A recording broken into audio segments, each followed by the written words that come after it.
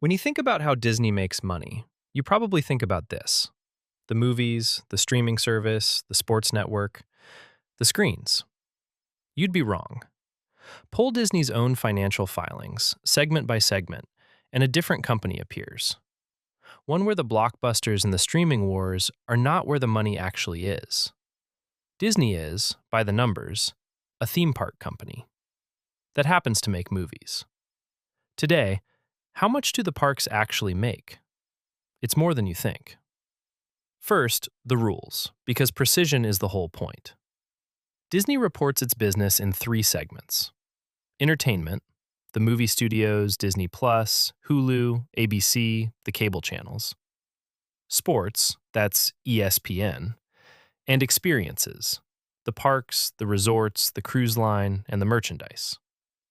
The number we're going to follow is what Disney calls segment operating income.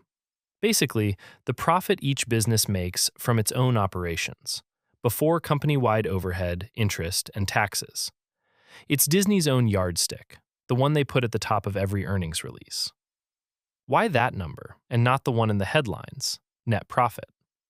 Because net profit gets muddied by things that have nothing to do with running a park. Interest on debt, taxes, the leftover accounting from buying Fox. Segment operating income strips all that away. It's the cleanest look at which businesses actually work.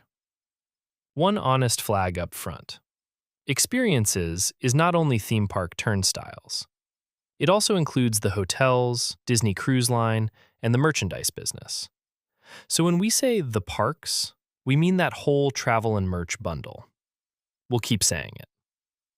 Here's fiscal 2025. 3 segments, 3 bars, operating income. Entertainment: every movie, every streaming subscriber, ABC, the whole cable bundle, made about $4.7 billion. ESPN, sports, about $2.9 billion. And the parks, just under $10 billion, 9.99 to be exact, and we'll round down. Look at what that means. The parks, by themselves, out-earned entertainment and sports, added together. Every movie, every Disney Plus subscriber, and all of ESPN, combined, made about $7.6 billion. The parks made nearly $2.5 billion more than all of it. The screens get the headlines. The parks pay the bills. And this isn't new. Rewind to 2011. This same segment made about $1.5 billion. Today, it's near 10. That's roughly 6 times the profit in about 15 years. The screens came and went. 3D, the streaming boom, the cable collapse. But the parks quietly compounded the whole time. Now, a fair objection. Maybe the parks just are the biggest business.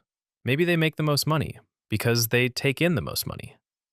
So let's split it 2 ways. On the left, where Disney's revenue comes from. On the right, where the profit comes from. By revenue, the parks are big but not dominant, about 38% of the 3 segments. Entertainment actually brings in more dollars at the top. But by profit, the parks jump to about 57%, almost 6 of every $10 of operating profit, from a business that's under 4 of every $10 of revenue. That gap is margin.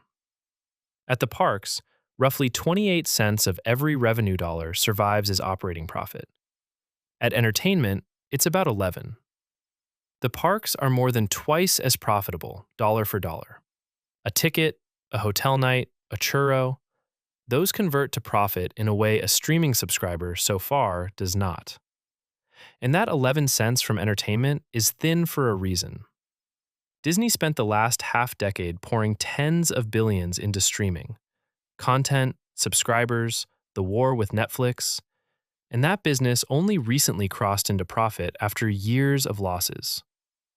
The parks never had to buy their audience. The audience buys a ticket. But before anyone calls the parks a money-printing machine, here's the part that keeps us honest.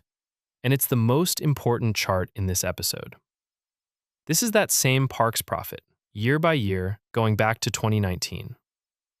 2019, about 6.8 billion. Healthy. 2020, the parks closed. And the most profitable business in the entire Walt Disney Company made, for the full year, essentially nothing. A small loss, in fact. Not a dip. Zero. To survive that zero, in the fall of 2020, Disney announced it would lay off about 28,000 parks employees. That number is the other side of this chart. It's how many livelihoods ride on the gate staying open. 2021, it crawled back to under $500 million. Then, it roars back. 8 billion. 9. And in 2025, a record. Just under 10. But look at how it came back. Not with bigger crowds. Episode 1 showed attendance is roughly flat. It came back with the same crowds, paying more. The engine didn't just restart. It got retuned to pull more out of every guest who walks in. So yes, the parks are the engine. But it's an engine with a very specific weakness. It runs on people physically walking through a gate. Shut the gate, and the profit doesn't shrink, it vanishes. No other part of Disney is that exposed or that capacity bound.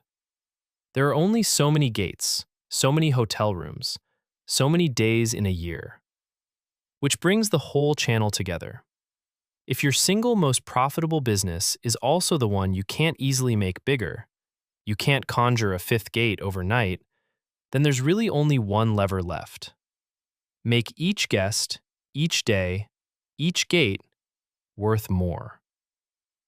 That's episode 2, the ticket outrunning inflation. That's episode 3, the line skip and the airport ride turned into add-ons. Those weren't random grabs. They're what you'd expect from a company whose profit engine is powerful, finite, and, as 2020 proved, fragile. The price increases aren't the strategy. They're the symptom. This chart is the strategy. So, how much do Disney's parks actually make? Just under $10 billion a year in operating profit. More than every Disney screen combined. About 57 cents of every profit dollar on under 40 cents of the revenue.